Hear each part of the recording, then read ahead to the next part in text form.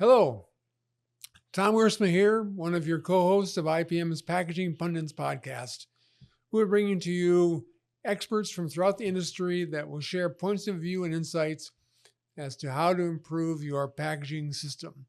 It could be an aging system, it could be a greenfield system, but we'll bring all those experts in and they'll provide insights as to how to optimize your operation. Looking forward to speaking with you.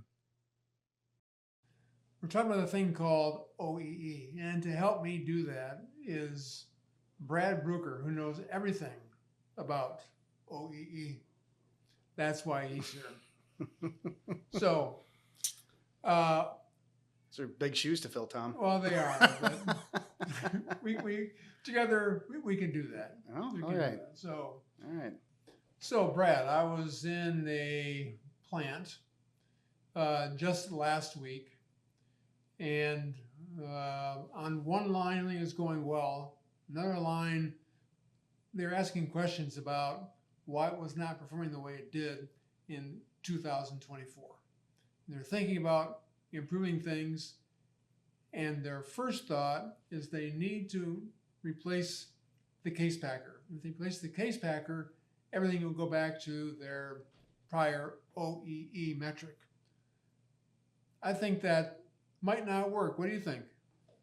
Like just plugging in a case packer is a really challenging thing to just say, yeah, we're just going to take this one out and put a new one in and expect to get more efficiency out of it why? Why would you expect to get more efficiency out of it? Because it's a new one. Well, I guess, yeah, there's a lot more questions that I have around that. So depending on, is it the same case packer that they already have, and what sort of information are they looking at getting for why the case packer wasn't working the way it was last year? Like what's driving that from their perspective? They have just seen a slow erosion of OEE, and they think it's case packer driven. Well, I would start by asking a lot of questions and trying to understand the root cause. So the reason the case packer, like I'm assuming there's probably more failures or more stoppages on that case packer than what they'd like to see. So why is the case packer starting and stopping?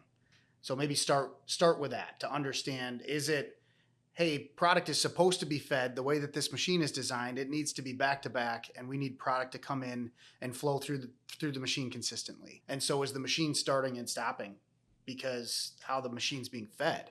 So maybe it's not an actual machine issue. Maybe it's an infeed and a line control issue that you don't have the right conveyance system before that machine center. Yeah. Or maybe they have an issue downstream that is causing the case packer to start and stop when it shouldn't be starting and stopping.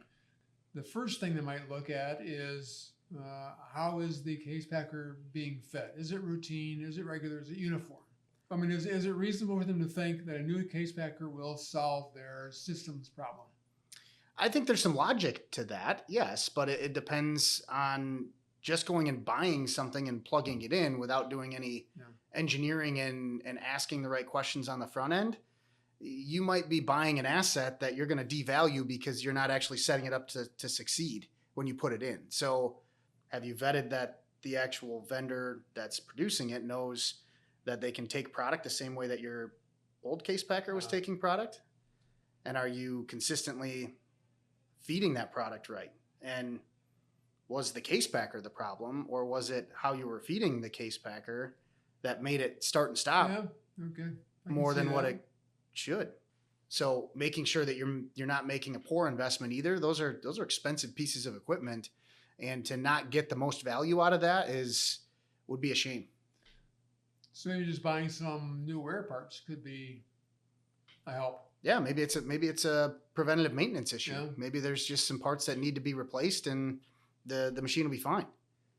So it's not just an easy yes or no question. No. There's a lot of complexity there that you need to make sure you're unpacking, because these are $1 million investments for a lot of these companies. So we're not talking about unpacking though. We're talking about packing.